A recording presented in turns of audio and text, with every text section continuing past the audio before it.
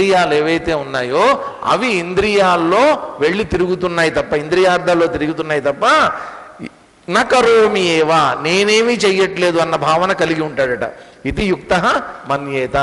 యుక్తుడైనటువంటి వాడు అంటే యోగి అయినటువంటి వాడు ఈ విధంగా భావిస్తాడట. ఏమని భావిస్తాడు? ఎన్ని చెప్పారు చూడండి. ఇవన్నీ ఏంటి? మొదట 5 చెప్పారు. అవన్నీ ఏంటంటే మన యొక్క జ్ఞానేంద్రియాల ద్వారా చేసేటటువంటి కర్మలు, కొన్ని కర్మేంద్రియాల ద్వారా చేసేటటువంటి కర్మలు, కొన్ని మనసు ద్వారా చేసేటటువంటి కర్మలు. ఇవన్నీ ఇక్కడ సమాహారంగా తీసుకొని వచ్చారు మన ముందుకి. కాబట్టి మనం చూస్తూ ఉంటాం, చూడటం అనేటువంటిది ఒక కర్మ.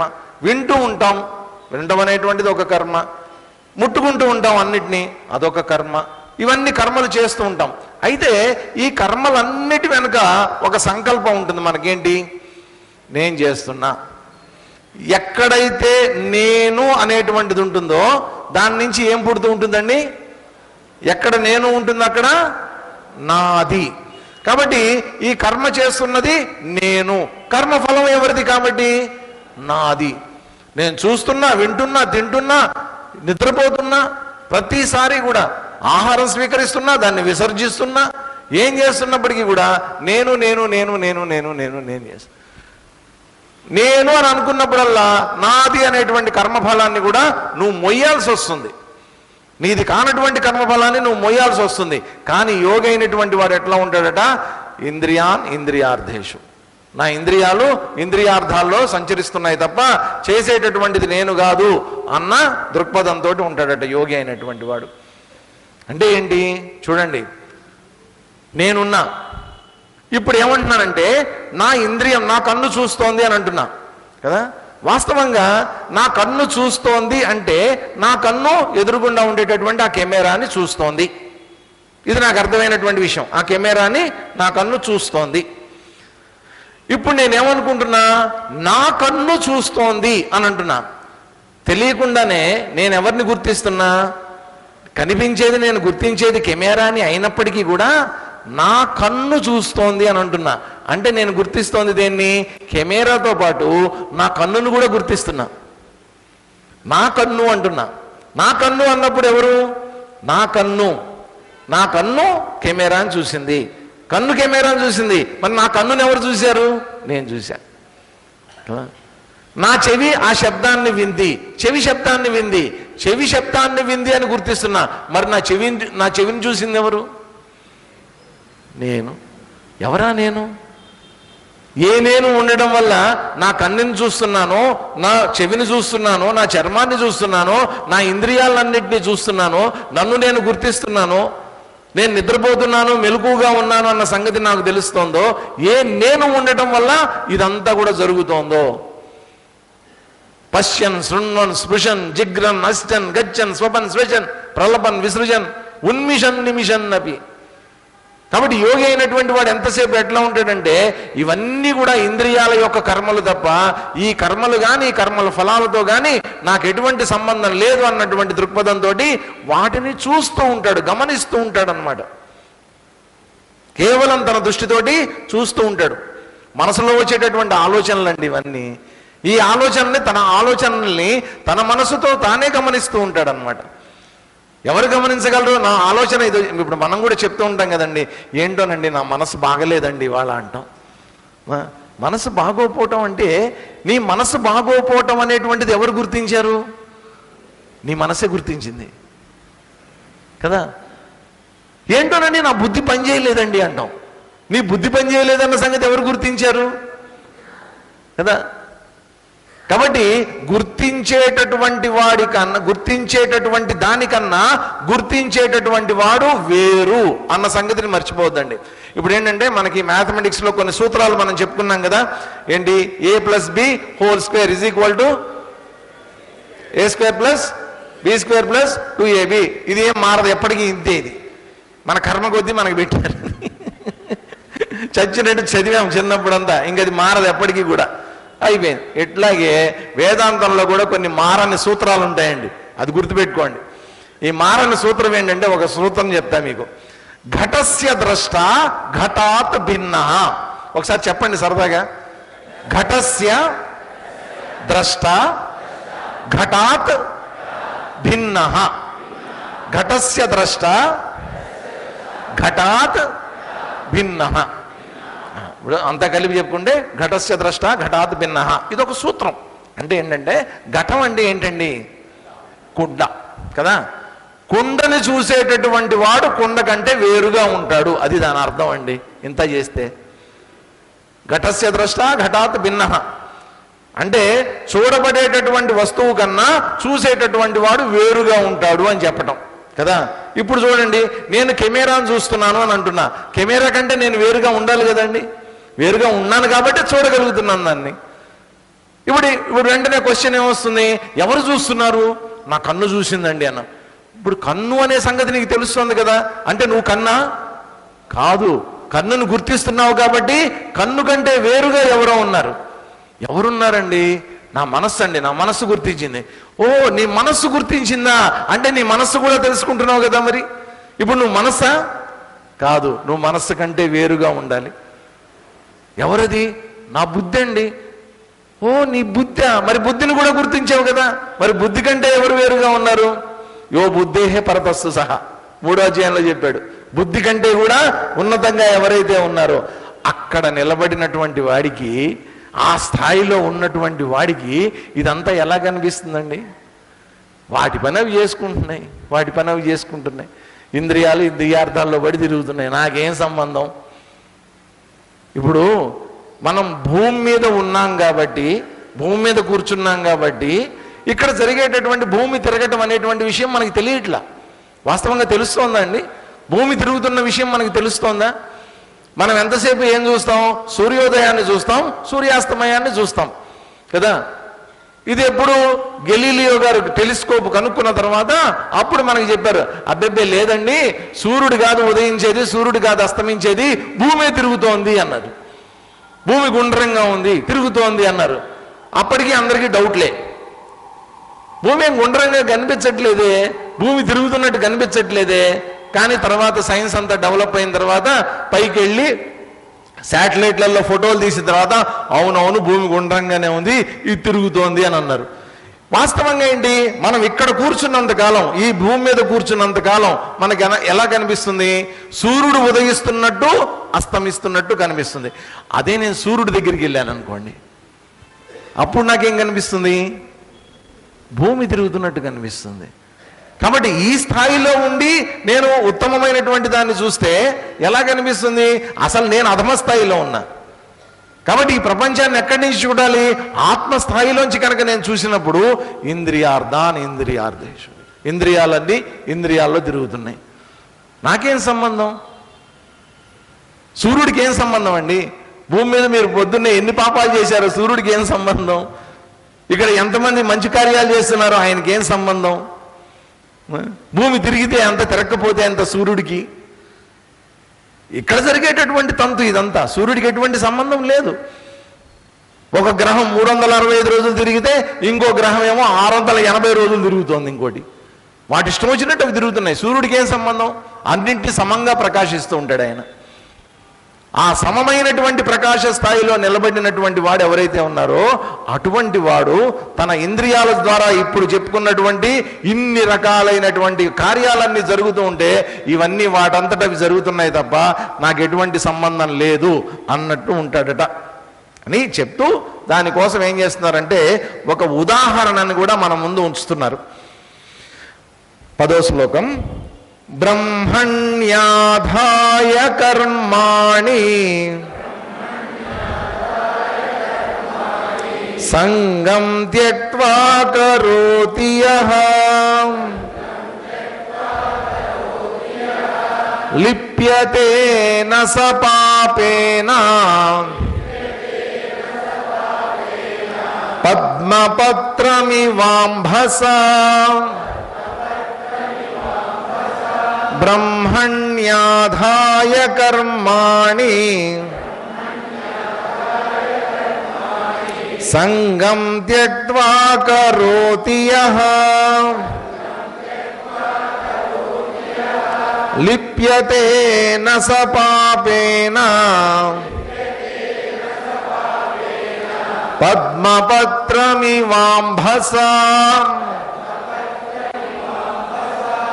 యహ కర్మాణి బ్రహ్మణి ఆదాయ, ఎవరైతే అన్ని కర్మల్ని కూడా భగవంతుడికి అర్పించి, బ్రహ్మణి ఆదాయ ఆయనకి అర్పించి, సంగం త్యక్వా కరోతి, సంఘాన్ని విడిచిపెట్టి, అంటే కర్మ ఫలితాలతోటి సంఘాన్ని విడిచిపెట్టేసేసి ఎవరైతే కర్మ చేస్తాడో సహా అంబస పద్మపత్రం ఇవ పాపేన నలిప్యతే.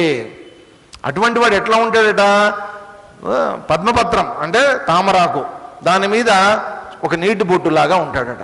తామరాకు మీద నీటి బొట్టు మనం రెగ్యులర్గా వినేటటువంటి ఉదాహరణ ఇది, ఎగ్జాంపుల్ కదా. తామరాకు మీద ఏంటంటే మామూలుగా మనం ఈ రోజుల్లో తామరాకులు చూసింది లేదు, దాని మీద బిందువుల్ని, నీటి బిందువుల్ని చూసింది లేదు. పూర్వకాలం ఏంటంటే అక్కడ ఉన్నటువంటి వాతావరణంలో ఉన్నటువంటి అందుబాటులో ఉన్నటువంటి వాటినే ఉదాహరణలుగా చెప్పేవాళ్ళు ఆ రోజుల్లో. కాబట్టి అప్పుడు అందరికీ కామన్గా కనిపించేది ఏంటి, ప్రతి ఊర్లోనూ ఓ చెరువు ఉండేది, ఆ చెరువులో చక్కగా తామర పూలో కలువ పూలో ఏవో ఒకటి పూస్తూ ఉండేవి, వాటినే ఉదాహరణలుగా తీసుకున్నారనమాట. ఆ పద్మపత్రం అనేటువంటిది నీటిలోంచి పైకి లేస్తుంది, అది పైకి లేచినప్పుడు ఏం చేస్తుంది, దాంతోపాటు కొద్దిగా నీటిని కూడా తీసుకుని పైకి వస్తుంది. చాలా వరకు నీరంతా కూడా పడిపోతుంది, కానీ ఒక చిన్న బిందువు ఉంటుంది, దాని మీద ఒక నీటి బొట్టు ఉంటుంది. ఆ నీటి బొట్టు ఏంటంటే మామూలుగా ఒక నీటి బొట్టుని మనం ఒంటి మీద వేసుకున్నాం అనుకోండి, మనకి ఇట్లా తడిసిపోతుంది. పుస్తకం మీద వేసామనుకోండి సర్ఫేస్ టెన్షన్ ఉంటుంది, పేపర్కి పీల్ చేస్తుంది. క్లాత్ మీద వేసామనుకోండి, ఈ క్లాత్ మీద వేసామనుకోండి పీల్ చేస్తుంది కదా. కానీ ఆ పద్మపత్రం మీద ఏముంటుందంటే ఒక రకమైన మైక్రో ఫైబర్ ఉంటుందన్నమాట, సన్నటి ఒక నూగు అంటారు, ఆ నూగు ఉంటుంది దాని మీద. ఆ నూగు ఉండటం వల్ల ఏమవుతుందంటే ఈ తడి తేమ దానికి అంటకపోవటం వల్ల ఆ బిందువు యొక్క రూపం కూడా చెదరదన్నమాట, ఆ బిందు రూపం అలాగే ఉండిపోతుంది. అది ఆ బిందు ఆకుని మీరు ఇట్లా అన్నారనుకోండి, చిన్నపిల్లలు ఆడుతూ ఉంటారు, అది కూడా డ్రున్ పరిగెడుతూ ఉంటుంది. మా ఇంట్లో చిన్నప్పుడు ఒక రెగ్యులర్ ఎక్సర్సైజ్ ఉండేది అనమాట. అంటే ఎప్పుడు చూసే ఒక విధానం, ఒక విచిత్రమైనది ఉండేది. ఏంటంటే నాన్నగారు డాక్టర్ కాబట్టి థర్మామీటర్లు ఉంటాయి ఇంట్లో, నోట్లో పెట్టి చూస్తారు కదా, థర్మామీటర్లో పాదరసం ఉంటుంది కదా. అదేంటంటే ఇట్లా నోట్లో పెట్టే ముందు ఇట్లా విదులుస్తారు, ఆ కిందకి రావాలన్నమాట. ఆ 98.4 కంటే కిందకి రావాలి, అది వచ్చిన తర్వాత అప్పుడు నోట్లో పెడతారు. అది అప్పుడు కానీ టెంపరేచర్ తెలియదు, అది పైకి పెరుగుతుంది అనమాట. అది ఇట్లా అనేటప్పుడు ఏమవుతుందంటే ఒక్కొక్కసారి మా నాన్నగారి చేతిలోంచి జారిపోయేది, అది జారిపోయి కింద పడి పగిలిపోతుంది. కింద పగిలిపోయినప్పుడు ఏమయ్యేదంటే ఆ పాదరసం ఉంటుంది కదా, అదంతా కింద పడేది.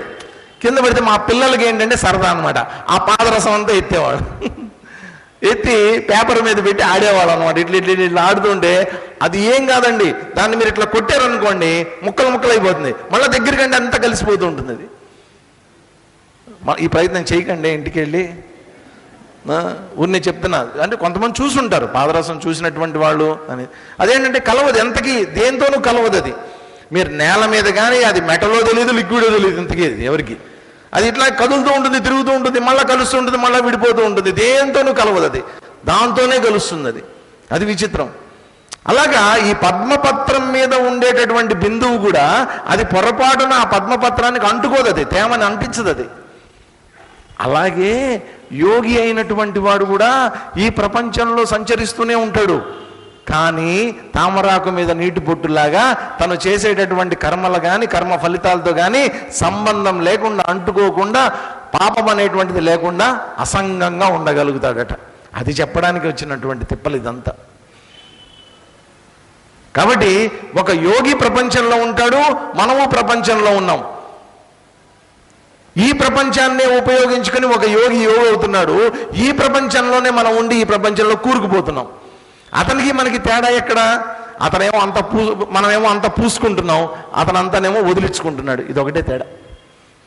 కాబట్టి మానసికంగా, శారీరకంగా ఎన్ని రకాల కర్మలు చేస్తున్నప్పటికీ కూడా అన్ని కర్మల్ని కూడా తన లోపల జరుగుతున్నటువంటి ఒక వ్యవహారంలాగా, తన లోపల ఆడుతున్నటువంటి ఒక నాటకంలాగా చూస్తూ ఉంటాడు, గమనిస్తూ ఉంటాడు. అంతే, తనకి ఎటువంటి సంబంధం లేదు ఆ కర్మలతోటి. తను ఎందుకు వచ్చాడో ఇక్కడికి వచ్చాడో ఆ కర్మలన్నింటినీ చేస్తాడు, అయిపోయిన తర్వాత చేతులు దులుపుకుని వెళ్ళిపోతాడు ఇక్కడి నుంచి. తన ప్రారంధం తీరిపోయిన తర్వాత, శరీర ప్రారంధం తీరిపోయిన తర్వాత ఈ శరీరాన్ని ఇక్కడే విడిచిపెట్టేసి వెళ్ళిపోతాడు ఆయన. ఈ ప్రపంచంలో ఉన్నంతకాలం ఎట్లా బతుకుతూ ఉంటాడు ఆయన? పద్మపత్రం మీద నీటి బొట్టులాగా, తామరాకు మీద నీటి బొట్టులాగా అంటకుండా ఉంటాడనమాట. కాబట్టి మనిషి జీవితం అంటే అలా ఉండాలండి. మన జీవితం జీవించి అన్ని పూసుకొని రాసుకొని అది ఇది వాడు వీడు స్నేహితులు బంధువులు భార్య పిల్లలు అంత రాసేసుకుని చివరికి ఎటు వెళ్ళాలో అర్థం కాక, దీంట్లోంచి ఏం చేయాలో అర్థం కాక, బయట పడలేక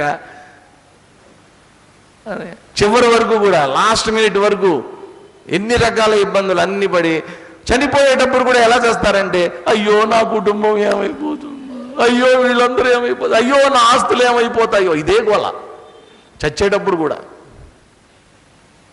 వద్దు, ఏమొద్దు, ఇక్కడుండగానే తెంచేసుకుందాం అందరం, ఇక్కడుండగానే వదిలించేసుకుందాం, ఇక్కడ బతికుండగానే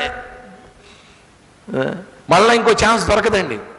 మళ్ళీ నేను చెప్తున్నా, నిజంగా చెప్తున్నా, మళ్ళా మనకి మానవ జన్మ వస్తుందో లేదో నాకైతే డౌటే. వచ్చినటువంటిది చాలా అరుదైనటువంటి అవకాశం, దీన్ని ఉపయోగించుకుని ఇప్పుడే బయటపడిపోతుంది. గండి రామకృష్ణానంద స్వామి గారు తెలుసుంటుంది చాలామందికి. గండి క్షేత్రం ఉంది, గండి క్షేత్రంలో భూమానంద ఆశ్రమం అని ఉంది. అక్కడ స్వామి రామకృష్ణానంద స్వామి గారు ఉండేవారు. ఆయన్ని నేను 2 సార్లే చూశాను. రెండోసారి 94లో అనుకుంటా నేను చూశాను అనమాట.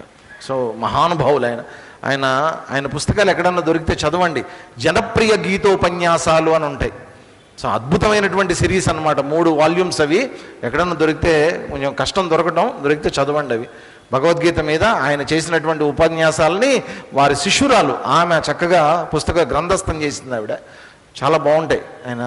ఆయన దాంట్లో చెప్తారనమాట, ఈ మానవ జన్మ ఎలాంటిది అనేటువంటి విషయం ఆయన చెప్తారనమాట. ఇప్పుడు ఒకటట అడవిలో, ఆయన చెప్పిన ఉదాహరణ అండి, నేను చెప్తున్నటువంటిది కాదు, మళ్ళా చెప్తున్నా మీకు.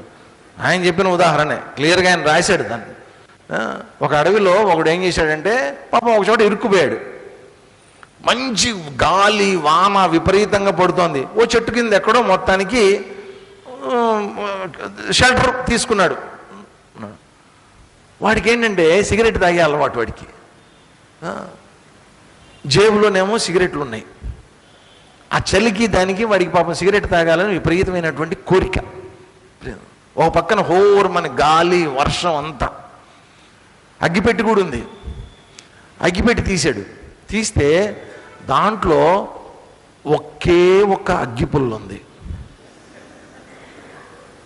ఒకే ఒక అగ్గిపుల్ల ఉంది. వాడికేమో సిగరెట్లు ఉన్నాయి, సిగరెట్ తాగాలనే కోరిక ఉంది వాడికి, అన్నీ ఉన్నాయి. ఒక పక్కన విపరీతమైనటువంటి గాలి వాన. ఇప్పుడు వాడు ఆ సిగరెట్ తాగడానికి వాడి దగ్గర ఉన్నటువంటి ఆ ఒకే ఒక అగ్గి పుల్లని ఎంత జాగ్రత్తగా వినియోగించుకుంటాడో, ఈ జన్మనంత జాగ్రత్తగా వినియోగించుకోండి అని చెప్తాడు ఆయన.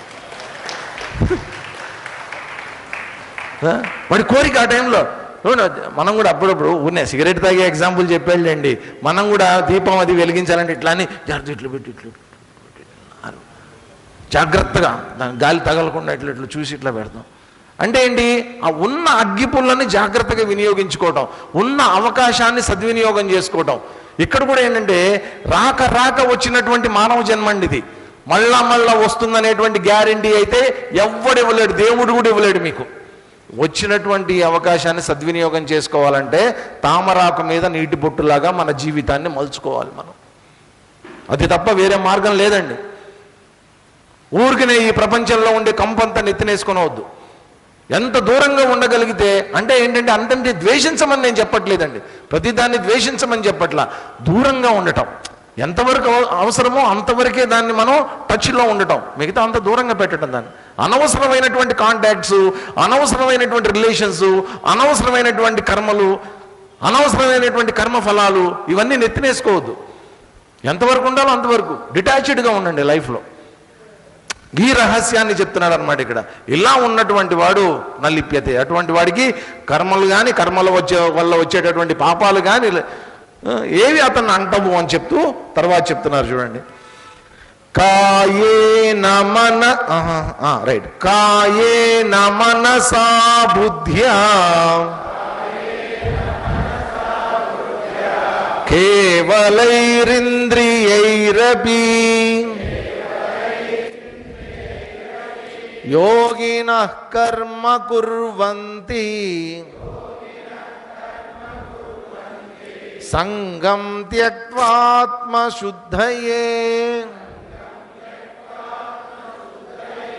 కాయేన మనసా బుద్ధ్యా కేవలైరింద్రియైరపి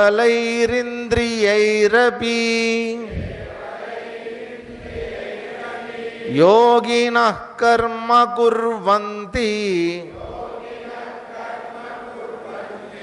సంగం త్యక్త్వాత్మశుద్ధయే.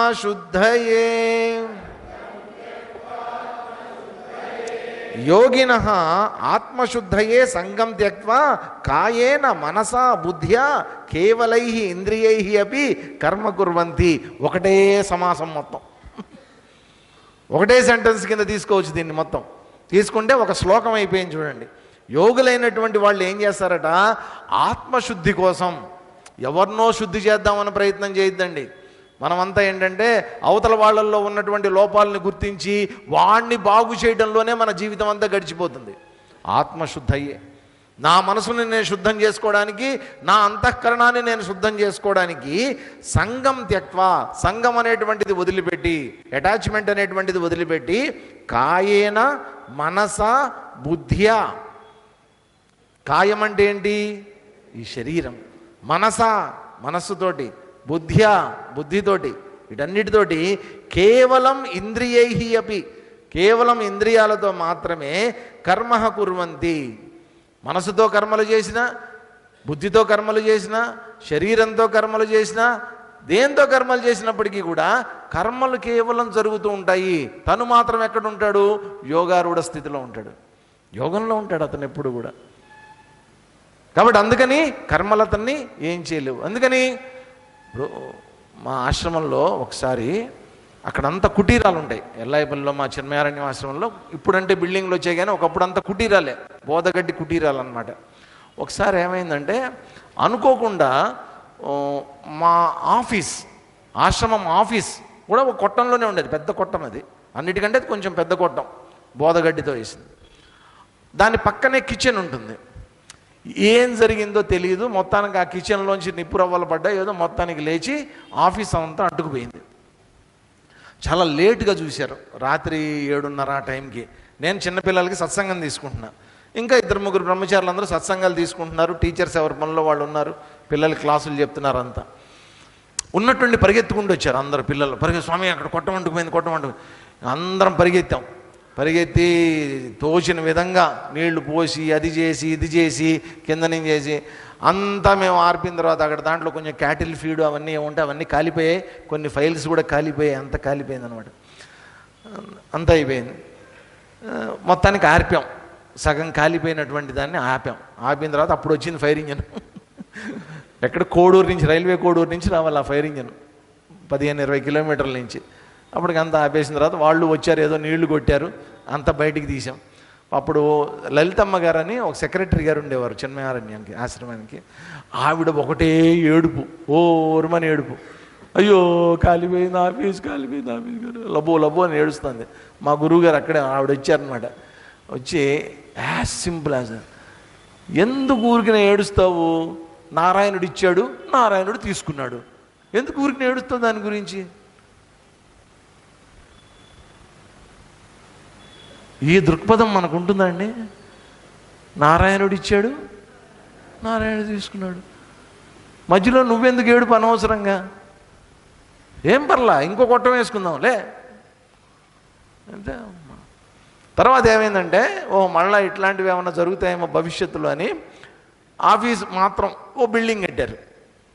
పాపం ఆ లలితమ్మ గారే రిబ్బన్ కటింగ్ చేశారనమాట. అప్పుడు మా గురువు గారు అన్నారు, చూసావా ఆఫీస్ పోయే, కొట్టం పోయే, బిల్డింగ్ వచ్చే, డామ్ డామ్ డామ్ అన్నారు. ఆ రోజున ఏడ్చావు నువ్వు, పోనీ ఆ రోజున ఏడ్చావు, బాగానే ఉంది. కానీ ఇప్పుడు చూడు, చక్కగా బిల్డింగ్ ఇచ్చాడు నారాయణుడు ఈసారి.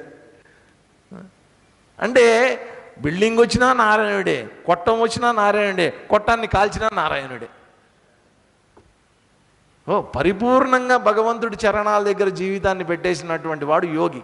అటువంటి వాడు ఏ కర్మలు చేస్తున్నప్పటికీ కూడా అన్ని కర్మలు వాటి ఫలితాలతో సహా భగవంతుడికి అర్పించి చేస్తూ ఉండేటటువంటి వాడు కాబట్టి వాడి అంతఃకరణం ఎప్పుడు కూడా ఆత్మశుద్ధయే. ఈ కర్మలన్నీ ఎందుకోసం చేస్తున్నాడు వాడు? ఆత్మని శుద్ధి చేసుకోవడం కోసం చేస్తూ ఉంటాడు అని చెప్తున్నారు. మిగతా శ్లోకాలు రేపు చూద్దాం, తొందర ఏం లేదు. అందరూ స్ట్రైట్